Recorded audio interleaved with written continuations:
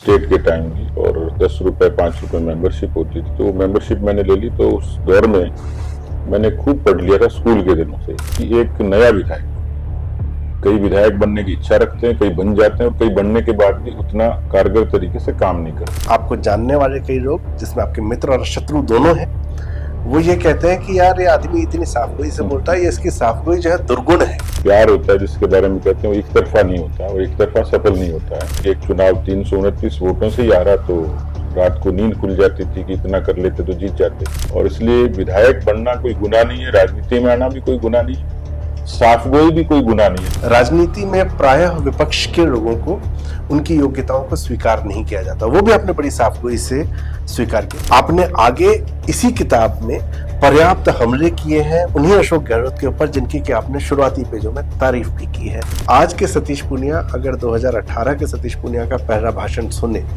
तो आप खुद को कितने मार्क्स देंगे, अगर आपको 10 में से मार्क्स देने अपने पहले भाषण को? मुझे पहली बार कहा कि मंच का संचालन कर रहा, तो मेरी टांगें कांप रही थी, गला सूख रहा था और सामने मेरे हजारों की भीड़ थी। हिंदी कोई राजनीतिक मुद्दा नहीं है, भाषा है उसका। जैसे मैंने कहा ना कि हम लोग बड़े हुए तो उसमें कहीं किसी तरीके का भेद ही नहीं था।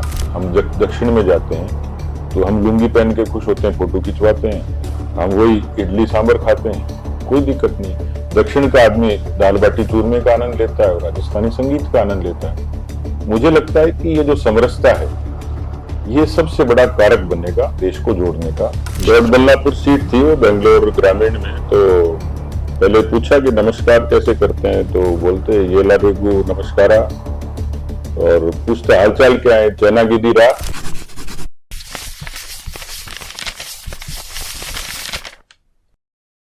एक दौर था जब हमने पत्रकारों को और प्राध्यापकों को ही लेखक बनते हुए देखा, लेकिन धीरे धीरे इस क्षेत्र में वो सभी लोग आए जिनके विभिन्न प्रकार के अनुभव हैं। हालांकि एक कैटेगरी ऐसी है जिसको कि प्रायः लेखक नहीं माना जाता, और वो कैटेगरी है राजनेता। लेकिन ऐसा नहीं है, पिछले कुछ वर्षों में कई राजनेताओं ने भारत के ऊपर, भारत की पॉलिसीज को लेकर, लोगों की समस्याओं के ऊपर बहुत ही शानदार किताबें लिखी हैं। नमस्ते, मेरा नाम है नवीन चौधरी और दैनिक जागरण के हिंदी हम चैनल के बातें किताबें सेगमेंट में, जहां हम हर हफ्ते एक किताब की बात करते हैं, आज मैं एक ऐसे ही राजनेता से बात करने जा रहा हूं जो मूल रूप से एक अध्येता है, किताबें पढ़ते हैं, और उन्होंने अपनी पहली किताब लिखी है जिसका नाम है अग्निपथ नहीं जनपथ। किताब के लेखक हैं डॉक्टर सतीश पूनिया, जो कि राजस्थान भाजपा के प्रदेश अध्यक्ष रहे हैं, हरियाणा में भाजपा के प्रभारी हैं। और अगर मैं आपको और परिचय दूं तो शिक्षा में बीएससी उन्होंने जीव विज्ञान में किया, एलएलबी की, पीएचडी की है, डिप्लोमा किया हुआ है अपराध शास्त्र में। सतीश जी, बस आपका बहुत बहुत स्वागत है। नमस्ते। हम लेखकों को अक्सर ये सवाल आता है कि कोई आदमी इतनी ज्यादा पढ़ाई क्यों करता है, मतलब हम तो वैसे पढ़ लिख के परेशान थे, और छात्र राजनीति में आप रहे हैं, छात्र राजनीति में रहते हो तो आदमी वैसे पढ़ाई से भागता है। मैं साहित्य से मेरा लगाव स्कूल के दिनों से ही था, और मैं ये कहूं कि कोर्स की किताबें तो परीक्षा पास करने के लिए, लेकिन मन मस्तिष्क में साहित्य के प्रति एक अनुराग नैसर्गिक तरीके से था। तो मैं स्कूल के बाद में, और मेरे यहाँ एक स्थानीय लाइब्रेरी थी स्टेट के टाइम की, और 10 रुपए 5 रुपए मेंबरशिप होती थी। तो वो मेंबरशिप मैंने ले ली। तो उस दौर में मैंने खूब पढ़ लिया था स्कूल के दिनों से। जिज्ञासु भी था, साहित्य के प्रति अनुराग भी था, लिखने की उत्कंठा होती थी, लेकिन समय नहीं था, और बहुत थोड़ा संकोच भी था कि लिखूंगा तो पता नहीं लोग क्या समझेंगे, कैसा लिखूंगा। तो मन में थी, यानी वो कहीं न कहीं किसी एक दबी हुई ऐसी आकांक्षा थी कि कभी उसको मूर्त रूप मिलेगा। अब संयोग से किसी चीज का मुझे लगता है कोई ना कोई टाइमिंग समय होता होगा। तो मेरा जो अपना अंदर का जो लेखक था वो शायद अभी जागना था, वो जागा। अच्छा, उस दौर में अक्सर हम लोग जो है किताबों के बीच में कॉमिक्स छिपा के पढ़ा करते थे। सुरेंद्र मोहन पाठक के उपन्यास बड़े प्रचलित थे, जिसके लिए पिटाई भी पड़ जाती थी घर पे। तो ऐसा कभी हुआ है कि आपने छिपा छिपा के घर पे किताबें पढ़ी? बिल्कुल खूब हुआ है। और जैसे मैंने कहा कि स्कूल के बाद में एक सहूलियत थी, तो लाइब्रेरी में जाना, तो क्या पढ़ना ये तो कोई देखता नहीं था।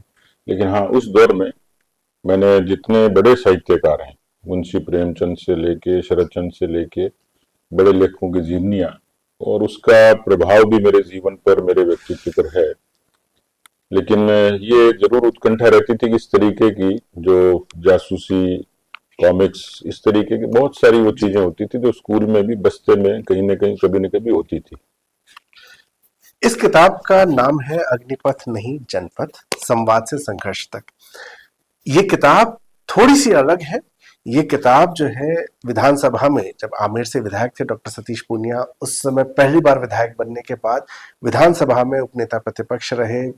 इसी बीच में कोरोना आया तो विधानसभा किस तरह चली, जनता के बीच किस तरह से गए, कैसे प्रश्न उठाए जाते हैं, ऐसे कई चीजें हैं जिसके बारे में आम आदमी नहीं जानता। आम आदमी छोड़िए, अगर कोई पहली बार विधायक बनता है तो उसके लिए भी ये बहुत सारे प्रश्न ऐसे होते हैं। इन सभी चीज का इसमें बड़े ही रोचक अंदाज में बयां किया गया है। आपको जरूरत क्या लगी इस किताब की? मतलब उपन्यास लिखा जा सकता था, कोई और चीज लिखी जा सकती थी?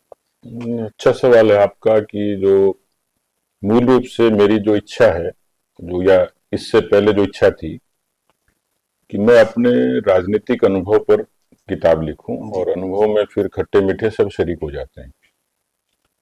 मैं किसी आलोचना से नहीं, लेकिन अपने किसी ऐसे खट्टे अनुभव से भी कोई सीख जो मैंने ली किसी नए व्यक्ति को मैं दे सकता हूं। तो बुनियाद तो वहीं से शुरू हुई थी, लेकिन मुझे जो संकोच, जैसे मैंने कहा कि मैं उस संकोच को दूर कैसे करूं, तो हो सकता है कि एक ट्रेलर के तौर पर एक मेरे संकोच को दूर करने के लिए कि मैं कैसा लिख पाता हूं, लोग उसको कैसे स्वीकार करते हैं, तो जो मेरे एक हिचक थी वो इस किताब से खुली है। और इसलिए मैंने साथ साथ ये प्लान किया कि मैं अपने उस अनुभव पर, क्योंकि मैं समझता हूं कि राजनीति की कोई सीमाएं नहीं है सीखने की, सिखाने की, सुनने की और समझने की। और इसलिए मैं सोचता हूं कि आज जो नया नौजवान राजनीति में आ रहा है, संगठन में या सरकार में, विधायन में, उसकी भूमिका क्या हो और किस तरीके से काम करे। तो इस पुस्तक का जो किताब का जो पहला मकसद है वो ये है कि एक नया विधायक, कई विधायक बनने की इच्छा रखते हैं, कई बन जाते हैं और कई बनने के बाद भी उतना कारगर तरीके से काम नहीं करते हैं। और वो मैंने अपने भाषण में उल्लेख किया कि विधायक अधिकांश समय जन्म, परण और मरण में निकल जाता है। तो लेजिस्लेशन में, विधायन में जो समय चाहिए वो नहीं दे पाते हैं, और इसलिए वो न्याय नहीं होता भूमिका के साथ। तो मैंने इसमें उस चीज को रेखांकित किया है कि जो एक नया विधायक आता है उसको बहुत उत्सुकता होती है, उसको दिशा नहीं होती है। इसमें मैंने बहुत, क्योंकि शब्दों की और किताब की एक मर्यादा थी, इसलिए बहुत बड़ा ग्रंथ नहीं लिख सकता था। अनुभव तो बहुत विशद है, लेकिन ये नए लोगों के लिए जरूर एक दिशा का काम करेगी कि नए व्यक्ति को और लेजिस्लेशन पे, हाउस में उपस्थिति पे, और किस चीजों के जरिए समाधान कर सकता है। तो मैंने इसमें इशारा किया है, कंक्लूसिव तरीके, निष्कर्ष के रूप में है। इसलिए मैंने एक कोशिश की, जो मेरी बहुत वर्षों पुरानी साध थी, इच्छा थी, वो पूरी हुई। इसको जब मैंने प्रिंट के रूप में देखा तो मुझे वास्तव में रोमांच हुआ कि जो मैंने सोचा था। तो मकसद यही था किताब का कि नए विधायक को वो सदन की उपस्थिति से लेके सदन की नियम और प्रक्रिया का पालन करते हुए अपने क्षेत्र की और पूरे प्रदेश की, क्योंकि विधायक होता है तो 200 सदस्यों में वो पूरे प्रदेश का प्रतिनिधित्व करता है। तो इस तरीके से मेरे जो अनुभव थे, लोकहित के मुद्दों पर किस तरीके से मुखरता से काम किया जा सकता है, उसका संकलन है। एक चीज इसमें आपने लिखी है जो कि सब जानते हैं ऐसा होता है, लेकिन कहता कोई नहीं है। और ये आपने मेंशन किया है कि अपनी प्रस्तावना में आपने लिखा है अपनी बात कहने में कि अनेक स्वप्नों में एक स्वप्न यह भी था विधायक बनना। आज तक के रिकॉर्ड में ऑफिशियली ये बात मैंने किसी को कहते नहीं सुना। इच्छा सबकी होती है, जो राजनीति में आया उसकी इच्छा यही होती है। सामान्य तौर पर लोग कहते हैं जनता चाहती थी तो हम लड़ लिया जी, मैं कहाँ लड़ना चाहता था। सिर्फ यही एक लाइन नहीं है जहां आपने स्पष्ट रूप से ये बात कही। कई और मुद्दों पे जब मैं आपको सुनता हूं, आप बहुत चीजें साफ गोई से कह जाते हैं। आपको जानने वाले कई लोग, जिसमें आपके मित्र और शत्रु दोनों हैं, वो ये कहते हैं कि यार ये आदमी इतनी साफ गोई से बोलता है, ये इसकी साफ गोई जो है दुर्गुण है। और राजनीति में ये वाकई एक दुर्गुण माना जाता है। तो किताब में जब मैंने वो लाइन पढ़ी तो मुझे लगा कि शायद आप यही लिखते कि जनता चाहती थी तो मैंने चुनाव लड़ लिया, लेकिन ऐसा नहीं है। आपने मेंशन किया कि हाँ मैंने संघर्ष किया और ये मेरी अपेक्षा थी। तो ये जो साफगोई है राजनीति में, नए युवा आते हैं तो उनके लिए क्या दुर्गुण नहीं हो जाएगा? नहीं, साफ गोई दुर्गुण कतई नहीं है। और प्यार होता है जिसके बारे में कहते हैं, वो एक तरफा नहीं होता और एक तरफा सफल नहीं होता है। जी। वैसे ही कोई जो कर्म है उसका एक पक्ष नहीं होता है। मैं छात्र राजनीति में था, हम्म। लोग सपने देखते हैं और दिखाते भी हैं। परिवार और मित्रों के भी सपने होते हैं, शुभचिंतक और समर्थकों के भी होते हैं। तो इसमें संकोच किस बात का था कि मैं जब उस दिशा में चल पड़ा था, ये अलग बात है, मैं किसी और प्रसंग में जिक्र करूंगा, लेकिन राजनीति में आना शुरुआती दिनों में मेरी कोई प्राथमिकता नहीं थी, और बल्कि मैं तो बचता था उससे। संयोग हुआ, परिस्थितियां बनी, मैं राजनीति में आ गया, फिर मैं छात्र राजनीति में आया। उसके बावजूद भी कोशिश ये थी कि कोई नौकरी मिल जाए, लेकिन वो सब दिशाएं जब बदलती चली गई तो राजनीति जब कर्म हो गई तो उस कर्म को ठीक से जिया जाए। और विधायक बनना वो उसकी पहली सीढ़ी होती है। लोग सरपंच बनते हैं या एक प्रक्रिया से आते हैं। स्वभाव से और परिस्थिति से मैं वैसे संगठन के काम के प्रति मेरी आस्था भी थी, निष्ठा भी थी, उस वही मेरे लिए आनंद का ज्यादा विषय था। पर ये विधायक बनना कोई परिस्थिति बस मेरे लिए एक चुनौती हो गया था कि मुझे अपने आप को साबित करना है। तो उसमें उतार चढ़ाव भी आए कि एक चुनाव 329 वोटों से ही आ रहा, तो रात को नींद खुल जाती थी कि इतना कर लेते तो जीत जाते। पर उस हार का जो उपालंब और हार का जो उपहास था, वो मन के अंदर कहीं चला गया कि मुझे जीत के दिखाना। और मैंने फिर 18 का चुनाव परिश्रम से जीत के दिखाया। और इसलिए विधायक बनना कोई गुनाह नहीं है, राजनीति में आना भी कोई गुनाह नहीं है, साफगोई भी कोई गुनाह नहीं है, जो आपका प्रश्न था। लेकिन मुझे लगता है कि व्यक्ति जितना स्पष्ट होगा अच्छा है, दुश्मन को भी अच्छा लगे, मतलब साफगोई से यदि दुश्मन को भी लगता है कि हाँ ठीक सही कह रहा है, दोस्तों को भी लगता है, तो मुझे नहीं लगता कि स्पष्टवादिता आज के युग में, हाँ हो सकता है कि लोग ये कहते जरूर हैं कि भाई एकदम एक साफ क्यों बोलते हो। जैसे अक्सर एक बात होती है, मैं सुनता था पुराने लोगों को कि यार ये नेता अच्छा है, तो उसमें बड़ा कंट्रास्ट होता था। नेता अच्छा कैसे कि साहब इसने मना नहीं किया, इसने कागज रख लिया कि हाँ तेरा काम देखेंगे। दूसरा व्यक्ति कहता कि यार ये नेता ठीक है, कि क्यों, इसने साफ मना कर दिया, चक्कर नहीं कटवाए। तो राजनीति में साफगोई का ये विरोधाभास तो हमेशा रहेगा। ये व्यक्ति पर निर्भर करता है, और मुझे साफ कहना मेरी पार्टी में भी, घर में भी, दोस्तों में भी और समाज में पसंद है। एक चीज और आपने बड़ी साफ गोई से इसमें कही है, अपनी पार्टी के लोग सब बात करते हैं, तारीफ करते ही हैं। आपने गुलाब जी को, वसुंधरा जी को, राजेंद्र जी को, सबकी तारीफ की है। लेकिन साथ ही साथ आपने लिखा, जब आपका पहला विधानसभा में आपकी एंट्री हुई तो सीपी जोशी जी, आपने अशोक गहलोत जी, सचिन पायलट जी, इन सबकी भी बात की है। राजनीति में प्रायः विपक्ष के लोगों को उनकी योग्यताओं को स्वीकार नहीं किया जाता, वो भी आपने बड़ी साफगोई से स्वीकार किया। तो दो चीजें पूछना चाहूंगा। कल जब मैं आपको बताऊं, जब इस कार्यक्रम का आयोजन हुआ था, विमोचन हुआ किताब का, तो नेता प्रतिपक्ष भी मंच पर थे और वो भी उतना ही सद्भाव सतीश जी के प्रति रख रहे थे। तो ये मैंने मंच से लेके किताब तक में और अन्य सभी जगहों पर भी देखा कि आप भी विपक्ष के नेताओं को प्रॉपर, एक जैसा होता है कि हम किसी ऑफिस में एक सहयोगी के साथ काम करते हैं, उसी तरीके से बात करते हैं। लेकिन राजनीति में ऐसा नहीं होता। राजनीति में प्रायः इसको दुर्गुण माना जाता है कि ये दूसरी पार्टी वालों से भी मिला हुआ है। तो वो एक रिस्क, क्योंकि युवा नेताओं में मैं प्रायः देख रहा हूं कि झगड़ा होता है। आपने आगे इसी किताब में पर्याप्त हमले किए हैं उन्हीं अशोक गहलोत के ऊपर, जिनकी कि आपने शुरुआती पेजों में तारीफ भी की है। तो ये कैसे राजनीति में संबंधों को बनाया जाता है, ये मेरा पहला प्रश्न है। दूसरा प्रश्न, आपने एक तरह से पार्लियामेंटेरियन जो लोग हैं उनके नाम लिए हैं।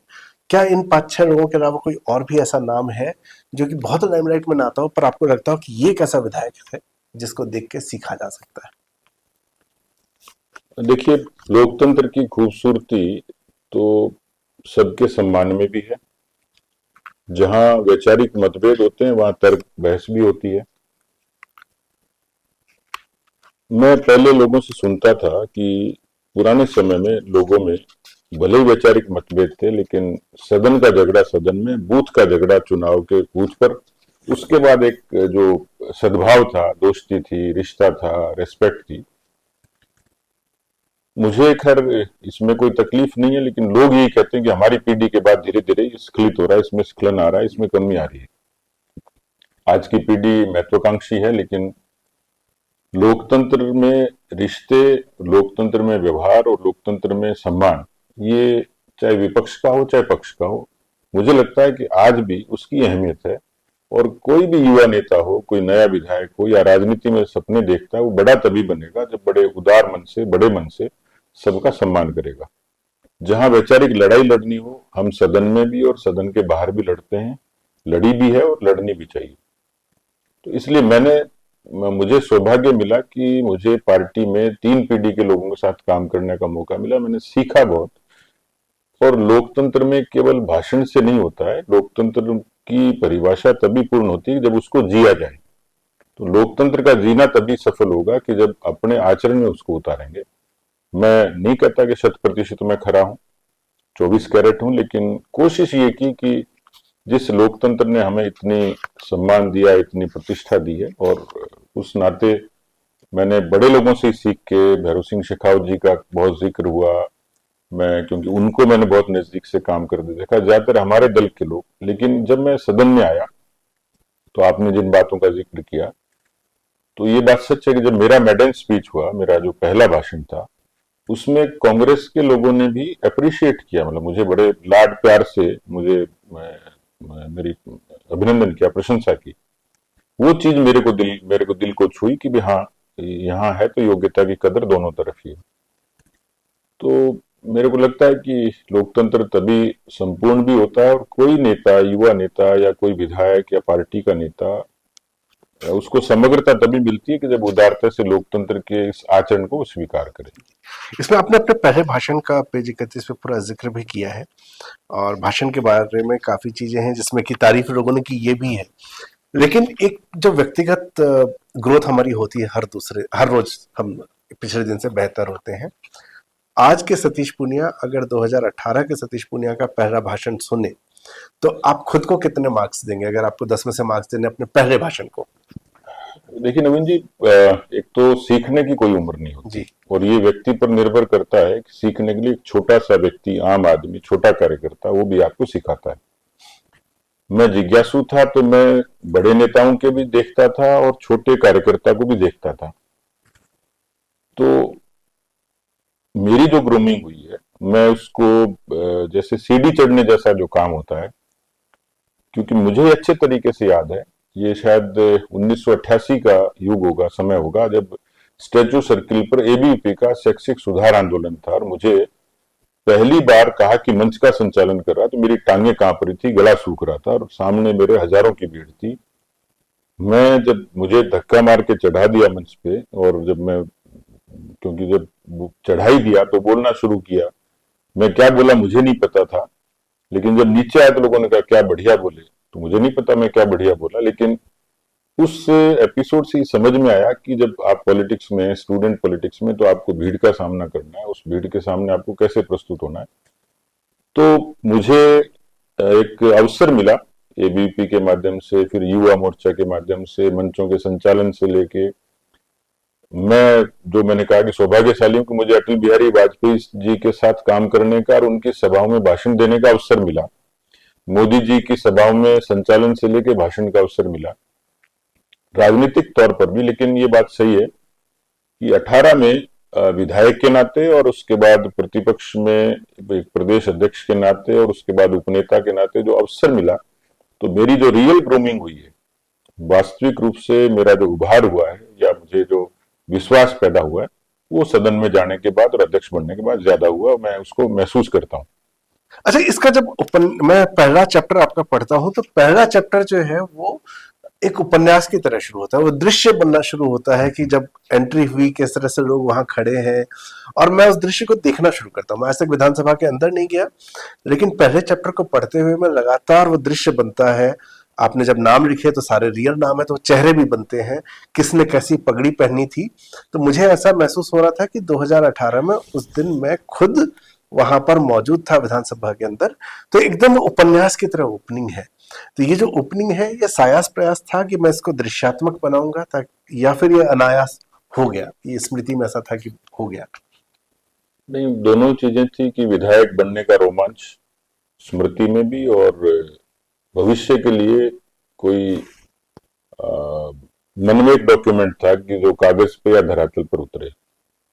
इसलिए अब उसको कोई कॉपी भी कह सकता है, लेकिन मेरे को रोमांच था कि मैं, जो आपने कहा कि विधायक बनने का सपना था, संकोच भी नहीं था, कोशिशें भी थी, दिशा भी वही थी। हाँ, वो दीगर बात है कि उसमें फिर पार्टी के भीतर का जनता का जो संघर्ष है, लेकिन मैं मानता हूं कि मेरे विधायक बनने का जो मेरा सपना मानो या मेरी कोशिश मानो, मेरी आकांक्षा मानो या मेरे मित्रों की, परिवार की, लेकिन वो कम संघर्षपूर्ण नहीं थी। मतलब बहुत एक तरीके का एक यात्रा थी।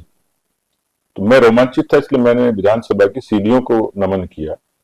और उसके बाद जो अंदर उस गोल बिल्डिंग में सुनता था कि जो बहुत ही सौभाग्यशाली लोग होते हैं वो इतने 7 करोड़ की जनता में से 200 लोग चुन के जाते हैं जिनमें कुछ खूबी होती है। मुझे पता नहीं क्या खूबी होती है, मैं उस पर तो नहीं जाऊंगा, लेकिन हाँ, एक रोमांच जरूर था कि इतने बड़े प्रदेश में और लोकतंत्र के उस मंदिर में प्रवेश करना वो किसी रोमांच से कम नहीं है। और जब आपकी अभिलाषा पूर्ण होती है तो आपको एक जो एक सुकून मिलता है, संतोष होता है, तो उस तरीके का था। तो वो जो चीजें कही वो आपको औपन्यासिक लगती होंगी, उसमें मैं इनकार नहीं करता, लेकिन वो एक नैसर्गिक सी फीलिंग थी, एक भावना थी जो मैंने प्रकट की। उसमें तो इसी में एक जिक्र है राजस्थानी भाषा में शपथ लेने का, जिसको कि सीपी जोशी जी ने कई लोगों को मना किया क्योंकि उसको मान्यता नहीं है। राजस्थान में भाजपा की और कांग्रेस की दो ही पार्टी की सरकार रही है, और जब से मैं राजनीति को समझने लगा हूँ केंद्र में भी लगभग भाजपा कांग्रेस ही रही है, चाहे वो गठबंधन के रूप में चाहे अपने पूर्ण बहुमत से रही हो। कभी भी राजस्थानी को मान्यता नहीं मिल पाई, जबकि ये सबसे बड़ा राज्य है। और इसमें किसी एक पार्टी से ये मेरा प्रश्न नहीं है, आप चूंकि साफगोई से बात करते हैं इसलिए मैं समझना चाहता हूं कि दोनों पार्टियों की केंद्र में सरकार रही, और कई बार ऐसे मौके हुए जब राज्य और केंद्र दोनों में या तो कांग्रेस थी या भाजपा थी, तब भी राज्य के नेता राजस्थानी भाषा को मान्यता नहीं दिलवा पाए। क्या ये हमारे नेताओं की कमी रह गई है यहाँ से? क्योंकि मैं बिहार के मिथिलांचल से आता हूँ, मैथिली जो है 6-7 जिलों में बोली जाती है, वो 8वीं अनुसूची में है। भोजपुरी उससे ज्यादा बड़ी बोली जाती है, पर भोजपुरी अभी तक उसमें नहीं आई है। वैसे ही मैं राजस्थानी की स्थिति देखता हूँ, राजस्थान सबसे बड़ा राज्य होते हुए नहीं है, तो कहाँ कमी रह गई है? देखिए, इसमें कोई दो राय नहीं कि राजस्थानी भी एक समृद्ध भाषा है। हालांकि राजस्थानी भाषा के एक सीमित दायरे को लेकर कुछ लोग आलोचना भी करते हैं कि राजस्थान के नक्शे को वो देखते हैं, उसमें कभी ब्रिज को देखते हैं, कभी हाड़ौती को देखते हैं, कभी मेवाड़ और मारवाड़ को देखते हैं। तो ये बात तो ठीक है, राजस्थान में हर 10 कोस पर बोली बदल जाती है, लहजा बदल जाता है। लेकिन जो एक रूप भाषा है, जो जहां साहित्य पनपा, जिसको पढ़ा जाता है, लिखा जाता है, सुना जाता है, गीतों में है, लोक गीतों में है, लोगों को अच्छा लगता है। मैं तो कई बार देखता हूं कि हमारे विदेशी सैलानी आके और राजस्थानी घूमर का भी आनंद लेते हैं, राजस्थानी जो गीत है उनका भी आनंद लेते हैं, उनको थिरकते हैं, मजा आता है। तो राजस्थानी में एक स्वाभाविक आकर्षण है। और राजस्थानी जिस भी परिभाषा में या जिस भी मर्यादा में या जिस भी रूप में जिसको भी स्वीकार हो, उस रूप में उस भाषा को सम्मान मिलना चाहिए। इसलिए मैं इसका कोई डिप्लोमेटिक जवाब तो नहीं दे सकता या कोई आधिकारिक जवाब नहीं दे सकता। मैं पार्टी का जिम्मेवार व्यक्ति जरूर हूं, सरकार से भी ताल्लुक रखता हूं, लेकिन मैं इतना कह सकता हूं कि मैं भावनात्मक रूप से, मुझे भी राजस्थानी भाषा को मान्यता दिलाने के आंदोलन के लोग मिलते हैं, चिट्ठी पत्री मैंने भी करी, व्यक्तिगत व्यवहार मैंने भी किया, लेकिन इसमें स्पष्टता से कहूंगा कि राजस्थानी भाषा को मान्यता मिलनी चाहिए क्योंकि वो समृद्ध है और इसमें कोई विग्रह की बात नहीं है। हर प्रदेश की अपनी समृद्ध भाषा है, उसका एक अपना इतिहास है, उसकी संस्कृति है, लोकाचार है। तो मैं एक भावनात्मक रूप से इस मंच पर इतना ही कह सकता हूं कि राजस्थानी भाषा एक समृद्ध परंपरा है और उसको मान्यता मिलनी चाहिए। हम कह भी चुके और जब तक नहीं मिलेगी तो कहते रहेंगे। एक भाषा की ही बात करें तो देश में देश की भाषा क्या हो इसको लेके बड़ा विवाद है। हिंदी को लेके दक्षिण भारत में विवाद हो जाता है, और हमें लगता है कि जब अंग्रेजी ही आपको बोलनी है तो हिंदी वो क्यों ना हो। दैनिक जागरण का ही एक कार्यक्रम हमने ये शूट होने से 4 दिन पहले किया था, जिसमें माननीय गृह मंत्री अमित शाह जी आए थे। और अमित शाह जी स्वयं गुजराती हैं, पर उन्होंने उस मंच से कहा कि मैं दैनिक जागरण के हिंदी हैं, हम कार्यक्रम को पूर्ण समर्थन देता हूं, और हिंदी को मैं मानता हूं कि वो देश को जोड़ने वाली भाषा है। अब इसी बात को लेके भाजपा का विरोध भी होता है दक्षिण भारत में कि ये तो नॉर्थ इंडिया को थोप देंगे हमारे ऊपर। लेकिन ये प्रश्न लगातार बनता चला आ रहा है कि वो एक भाषा हिंदी क्यों नहीं हो सकती, या कोई एक भाषा देश की क्यों नहीं हो पा रही है। यूरोप चले जाएं, वहां पे लगभग एक भाषा कई देशों की है, अंग्रेजी इंटरनेशनल होगी, लेकिन हमारे देश की अपनी भाषा हिंदी है। लेकिन वो हिंदी नहीं बन पा रही, राष्ट्रभाषा अभी भी नहीं है। हम कहते हैं, पर आधिकारिक तौर पे ऐसा कहीं कहा नहीं गया है। देखिए, वैसे तो देश की खूबसूरती है, यूनिटी इन डाइवर्सिटी हम बोलते हैं, एक भारत श्रेष्ठ भारत बोलते हैं, कश्मीर से कन्याकुमारी, कच्छ से कामरूप तक सुंदर नक्शा है। अलग अलग बोलियां, अलग अलग संस्कृति, पहनावा, खान पान, वेशभूषा, संस्कृति, विभिन्नता में एकता, ये भारत की विशेषता सभी बोलते हैं। लेकिन अपने अपने क्षेत्र की, अपने अपने जमीन का सब लोगों का एक स्वाभिमान होता है, उसको करते भी हैं।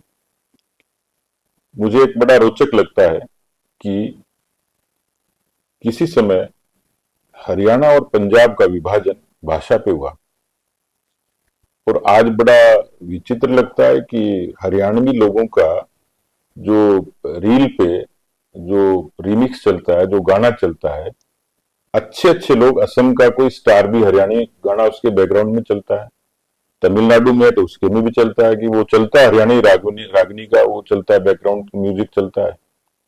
उस भांगड़ा पे पूरे देश के लोग नाचते हैं, उसी हरियाणवी गाने पे डांस करते हैं, उसी घूमर पे पूरे देश में दिखते हैं। ये देश है वीर जवानों का हिंदी का गाना, उस पे पूरे देश में बारातें निकलती हैं। वो तमिलनाडु में भी कोई हिंदी भाषी अपने उसमें निकालते हैं। मेरे ख्याल से इसका राजनीतिक पक्ष जो है वो एक बड़ा कारक है। लोगों ने इसको, हिंदी भाषा को राजनीतिक एक इस तरीके का मुद्दा बना दिया जो वहां के लोगों की संवेदनाओं से जोड़ दिया। हिंदी में किसी का हित नहीं है, हिंदी में पढ़ाई करते हैं, हिंदी में रिसर्च होती है, और हिंदी से आगे भी चलें तो मेरे ख्याल से दुनिया में तो संस्कृत को जो मान्यता है, अभी मेरा कुछ विदेश में कई जगह जाना हुआ तो लोग बड़े उत्सुक होते हैं कि मुझे लगा कि वो ये संस्कृत बोलते होंगे, तो हमें बड़ी शर्मिंदगी सी हुई कि वहां के बच्चे संस्कृत बोल रहे थे। मैंने ऐसे कई डेलीगेशन के बारे में सुना कि लोग बड़ी उत्कंठा रखते थे। तो मुझे लगता है कि हिंदी कोई राजनीतिक मुद्दा नहीं है, भाषा है उसका। जैसे मैंने कहा ना कि हम लोग बड़े हुए तो उसमें कहीं किसी तरीके का भेद ही नहीं था। आज अच्छा साहित्य है तो भी लोग, तमिल में कोई साहित्य है तो उसको पढ़ना पसंद करते हैं, मलयालम है तो उसको पढ़ना पसंद करते हैं। आजकल फिल्में बन रही हैं तो दक्षिण भारत की फिल्में हिंदी भाषी क्षेत्र में बड़े अच्छे चाव से देखी जाती है। एक्शन मूवी मेरे ख्याल से सर्वाधिक देखी जाती होंगी। तो मुझे लगता है कि हिंदी कोई राजनीतिक मुद्दा नहीं है। हिंदी हम सब की समग्र भाषा है, उसमें किसी की संस्कृति पर हमला नहीं है, किसी को अलग करने का कोई मकसद नहीं, कोई वो नहीं है। जैसे अंग्रेजी एक ठीक है, सहज स्वीकार्य सी है, लोगों ने अपना लिया, एक प्रोफेशनल सी लैंग्वेज है, पर हिंदी एक परंपरा है, हिंदी भारत का प्राण है, और हिंदी एक संस्कृति है। इसलिए मुझे लगता है कि इसको कहीं मुद्दा बनाने की आवश्यकता नहीं। लोग राजनीतिक हित के लिए जरूर ऐसी चीजें करते होंगे। भारत की यही तो खूबसूरती है कि जब वेशभूषा पर कोई आंच नहीं है, जब खान पान पर कोई दिक्कत नहीं है। हम जब दक्षिण में जाते हैं तो हम लुंगी पहन के खुश होते हैं, फोटो खिंचवाते हैं, हम वही इडली सांबर खाते हैं, कोई दिक्कत नहीं। दक्षिण का आदमी दाल बाटी चूरमे का आनंद लेता है और राजस्थानी संगीत का आनंद लेता है। मुझे लगता है कि ये जो समरसता है, ये सबसे बड़ा कारक बनेगा देश को जोड़ने का। तमिल भी पढ़ेंगे, गुजराती भी पढ़ेंगे, मराठी भी पढ़ेंगे, असमी भी पढ़ेंगे, तो उनकी जो स्थानीय भाषाओं की जो समृद्ध जो चीजें हैं, उनको पढ़ने में, उस इतिहास को समझने में कहाँ दिक्कत है।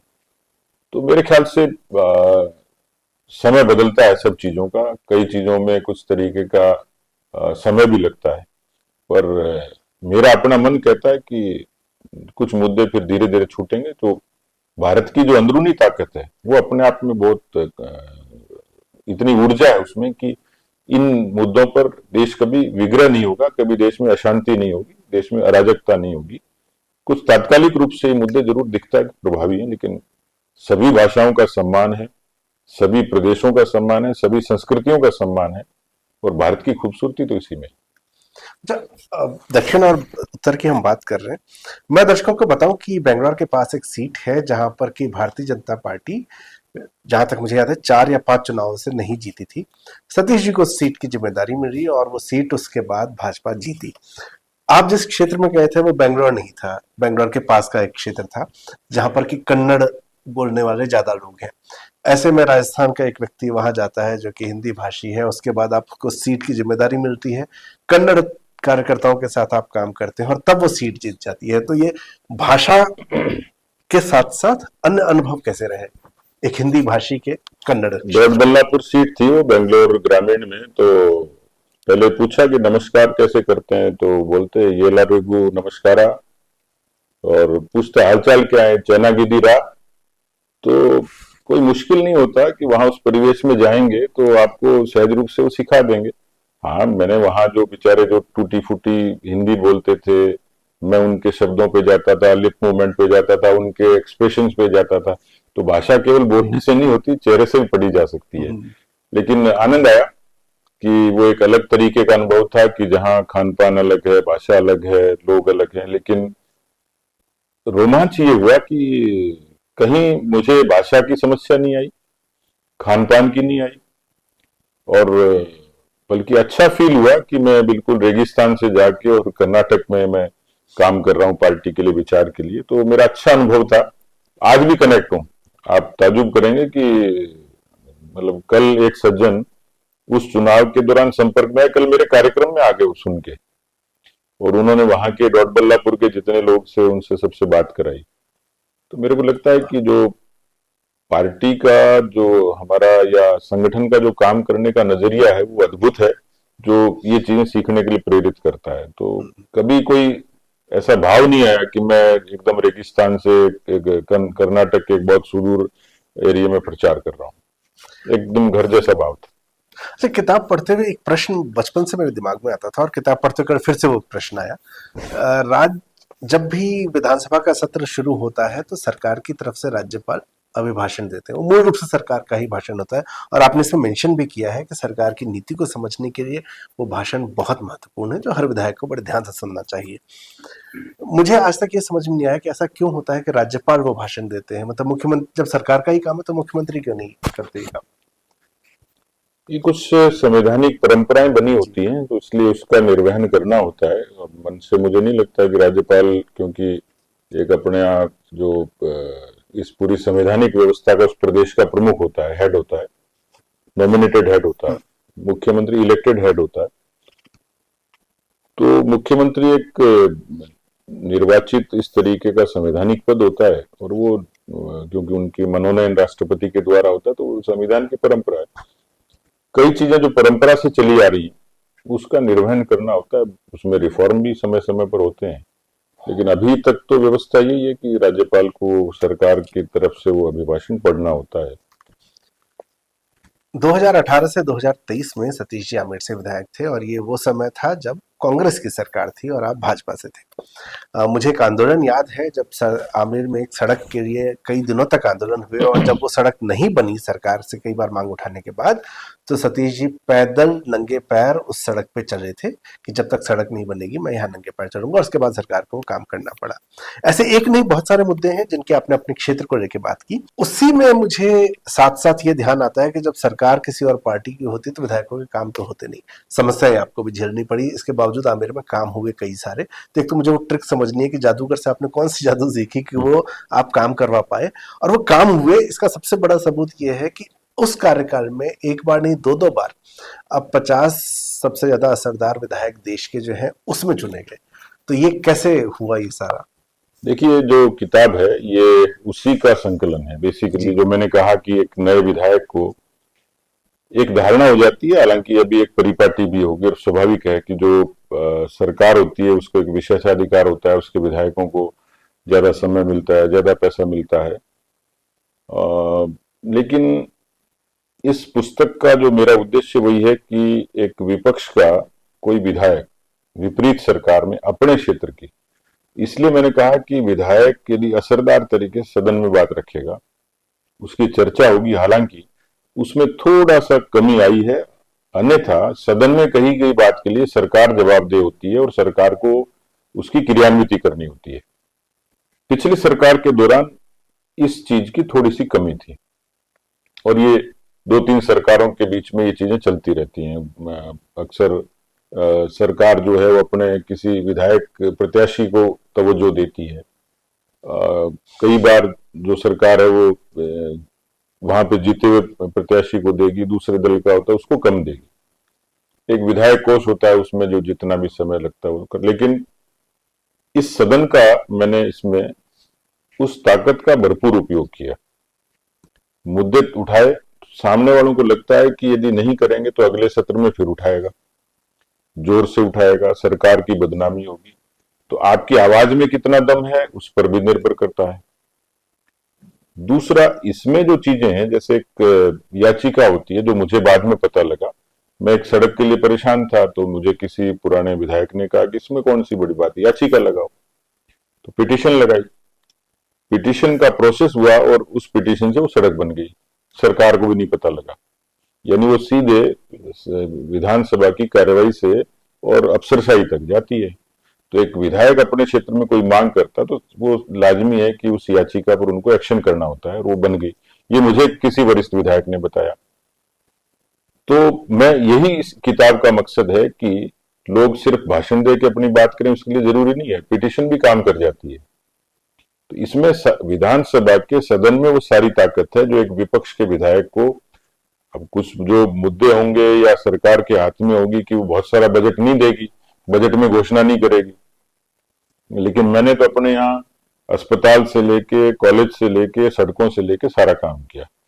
अब ये बात भी हो सकता है कि बार बार जब मैं उठाता हूं तो मुख्यमंत्री के मन में ये बात आ गई होगी कि हर बार हल्ला मचाएगा तो इससे पीछा छुड़ा, उसको स्वीकार करवा दो। तो ये भी हो सकता है। तो ये भी एक विपक्ष के विधायक की ताकत है कि सरकार को माननी पड़ती है। तो बेसिकली आपने सवाल जो है वो उसका मकसद और मुद्दा ये कि ये किताब एक तरीके का हथियार है। कल जब कार्यक्रम हो रहा था विमोचन का, तो नेता प्रतिपक्ष टीकाराम जी ने ये कहा कि मैं सतीश जी के कार्यक्रम में ये जानने के लिए आया हूं कि हरियाणा कैसे जीत गए। तो जो गुर वो सीखने आए थे सतीश जी से, मुझे लगता है कि आप किसी भी पार्टी के विधायक हो, कार्यकर्ता हो, वो गुर सीखने वाली बात यह है कि आप पक्ष में है या विपक्ष में, आपको अपना काम सरकार से कैसे करवाना है। अगर आप वो जानना चाहते हैं तो ये तरीका है, ये किताब आपके लिए है। एक चीज और, कल आपके कार्यक्रम में बरजी बाई थी जिन्होंने कार्यक्रम की अध्यक्षता की। अगर मैं कहूं, ये पॉलिटिकल इनकरेक्ट स्टेटमेंट होगा, लेकिन उस भीड़ में एक अनफिट महिला थी, क्योंकि सभी लोग बहुत अच्छे पढ़े लिखे संभ्रांत बैकग्राउंड से आते हैं, और उसमें बरजी बाई आती हैं। बरजी बाई जो कि बकरियां चराती थी, आपने उनको मंच पे जगह दी। और इससे पहले मुझे ये नहीं पता था कि वो राजनीति में कैसे आई। एक आपकी यात्रा है जो कि सड़क से संघर्ष करते हुए छात्र जीवन से विधायक तक की यात्रा होती है, वही एक बरजी बाई की होती है, जिनकी संघर्ष को मैं दूसरे रूप में देखता हूँ, बकरियां चराते हुए। उसमें एक किस्सा आपने सुनाया कि जब उनको टिकट दिया गया तब वो बकरियां चरा रही थी। तो ये लोकतंत्र में ये चमत्कार कहाँ से हुआ कि बकरियां चराती हुई एक महिला कैसे जिला प्रमुख के लिए चुन ली गई, जबकि उनका मैं समझता हूँ शायद राजनीतिक कोई बैकग्राउंड भी नहीं था। देखिए, एक धारणा है समाज की, आज जो भी राजा पैदा होता है वो वोट की पेटी से होता है, रानी के पेट से नहीं होता। ये सामान्य कहावत है हमारे यहाँ कि अब लोकतंत्र है, इसका मतलब निष्कर्ष ये है। लोकतंत्र में संविधान ने सबको मताधिकार की और सबको चुनाव लड़ने की आजादी दी है, कुछ कंडीशंस के कारण अलावा। छोटा बड़ा कोई नहीं होता, ऊंचा नीचा कोई नहीं होता। अब तो राजशाही से भी बहुत लोग राजनीति में आ गए, लेकिन वो एक आम आदमी घर पे हाथ जोड़ के वोट मांगते हैं, नहीं तो ये कोई जमाने में तो संभव ही नहीं था। तो राजनीति में मैंने देखा कि अनेक अवसरों पर हमारे भी परंपरागत रूप से जो वरिष्ठ नेता थे, हर दल के कहीं ना कहीं नए लोगों को लाए, उनको अवसर दिया, अलग अलग बिरादरी से लाए, लेकिन समय के हिसाब से उसमें बदलाव नहीं आया, या थोड़ा सा उसमें शिथिलता रही, या एक ऑर्थोडॉक्स रूढ़िवादी तरीके से चीजें चलती रही कि सहज रूप से कोई आ गया, कोई नेता का कृपा पात्र है, या कहीं कोई उसमें। मैंने देखा कि अटल बिहारी वाजपेयी जी ने एपीजे अब्दुल कलाम साहब को जब राष्ट्रपति के लिए नामांकित किया तो अच्छा फैसला था, बड़ा फैसला था, और लोगों ने आश्चर्य किया कि उस समय की एनडीए की सरकार में वाजपेयी जी के इनिशिएटिव पे एक ऐसे सामान्य मछुआरे के घर में पैदा हुए और एक ऐसे वैज्ञानिक जिन्होंने भारत को ताकत दी, आणविक शक्ति दी, तो वो एक तरीके का एक मॉडल था, केस स्टडी थी। कालांतर में देश के प्रधानमंत्री नरेंद्र मोदी जी ने रामनाथ कोविंद जी जैसे साधारण कार्यकर्ता लेकिन साधारण परिवेश के व्यक्ति को राष्ट्रपति, और उसके बाद में द्रौपदी मुर्मू जी का जब इतिहास पढ़ेंगे तो वो तो उड़ीसा के एक सामान्य परिवार की, अनुसूचित हमारी जनजाति की एक हमारी उस तरीके की बहन बेटी हैं कि जिनको प्रधानमंत्री जी ने देखा, एक संदेश गया।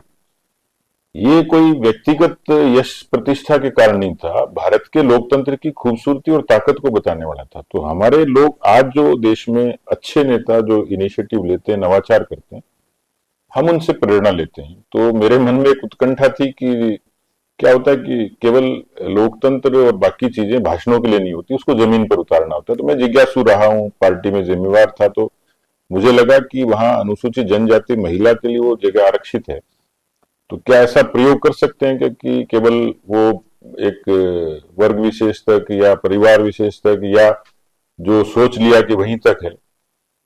अब अनपढ़ वोट देने का भी अधिकार है और अनपढ़ को चुनाव लड़ने का भी अधिकार है। तो इस तरीके का व्यक्ति, सामान्य व्यक्ति, क्या किसी अच्छी जगह नहीं जा सकता है ताकि लोगों को पता लगे कि ये लोकतंत्र की खूबसूरती और ताकत है। तो मैंने सहज भाव से, मेरे मन में थी कि भाई कोई ऐसा उदाहरण पेश करें। खोज शुरू हुई और वर्जी बाई की तलाश जब वो गए वहां तक, तो बकरियां चरा रही थी वाकई। तो उसको कहा कि भाई आपको चुनाव लड़ना है। बोले चुनाव लड़ूंगी तो बकरी कौन चराएगा। कल भी आपने देखा होगा कि कितना इनोसेंटली, और मैं तो कार्यक्रम मेरी पुस्तक का था लेकिन मैं रोमांचित था कि वो बिल्कुल उस परिवेश की महिला और लोकतंत्र की ताकत को परिभाषित कर रही थी, रेखांकित कर रही थी। मैं समझता हूं यही खूबसूरती है हमारे लोकतंत्र की। तो प्रयोग सफल हुआ, उसकी मतलब एक संतोष है। और एक महिला को, मैं तो पहली बार उसको उस तरीके से, मंच पर इतना कभी बोलती नहीं, लेकिन उसने राजस्थानी भाषा में अपने अनुभव को जिस ढंग से साझा किया, और बल्कि इस पुस्तक के बारे में जो बात की वो मेरे दिल को छू गई। उसने कहा पुस्तक बाहर से अच्छी लग रही है, लिखने वाला ठीक है, तो अंदर से भी अच्छी होगी। तो मतलब वो जो उनका सेंस ऑफ ह्यूमर था वो गजब का था।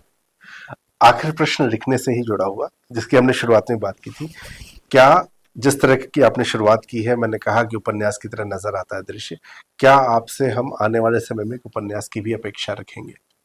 हाँ बिल्कुल, मेरी इच्छा है कि मैं अपने जो छात्र जीवन के, कुछ मेरे बचपन के, परिवार के, संघर्ष के, और जो मेरे अपने अनुभव रहे हैं, और किताब लिखना केवल उसका कोई आर्थिक या किसी प्रचार का उद्देश्य मात्र नहीं होता। हमारे बहुत जीवन में हमने जिन लोगों को पढ़ा तो वो बहुत सामान्य परिस्थितियों में जिए और उसी परिस्थिति में दुनिया से चले गए, लेकिन किताब लिख के वो एक संदेश देके गए। आज भी रंग भूमि और कर्म भूमि को पढ़ते हैं तो उत्कंठा होती है, बड़ी यूं लगता है कि क्या संदेश वो लोग देके गए। शरद चंद्र की जब चरित्रहीन पढ़ते हैं तो समझ में आता है, आगे की जीवनी पढ़ते हैं तो समझ में आता है। तो पुस्तकें प्रकाश स्तंभ की तरह होती हैं। तो मुझे लगता है कि मैं जब सोचता हूं उसको लिखूं, और मेरे बच्चों से लेके और मेरे बाद की पीढ़ी के लोग उसको पढ़ के, और जो मैंने सीखा उसमें से कुछ उनके लिए सकारात्मक मिलेगा तो हम कुछ तो कर ही पाएंगे। तो मेरी इच्छा है कि मैं उसको अपने अनुभव के तौर पर, उपन्यास के तौर पर, या किसी भी रूप में, मैंने उसको बहुत फिक्स नहीं किया, लेकिन लिखूंगा जरूर। ये मैं कल भी मैंने वायदा किया था, पर ये मन में है और मैं सोचता हूँ कि उसको मैं करूंगा। तो हमारे साथ आज हैं सतीश पूनिया जी, और किताब का नाम है अग्निपथ नहीं जनपथ। हम उम्मीद करते हैं कि जल्द ही एक उपन्यास भी आएगा। ये किताब वेरा प्रकाशन से आई है, इसकी कीमत है 299 रुपए। जहां जहां किताबें मिलती हैं वहां पर ये किताब मिलेगी। सतीश जी, बहुत बहुत धन्यवाद आपका आज धन्यवाद। आने के लिए। अगर ये बातचीत अच्छी लगे तो अच्छी चीजों को अपने पास नहीं रखते हैं, अच्छी चीजों को शेयर किया जाता है। तो लाइक करें, शेयर करें, सब्सक्राइब करें। दैनिक जागरण हिंदी है हम।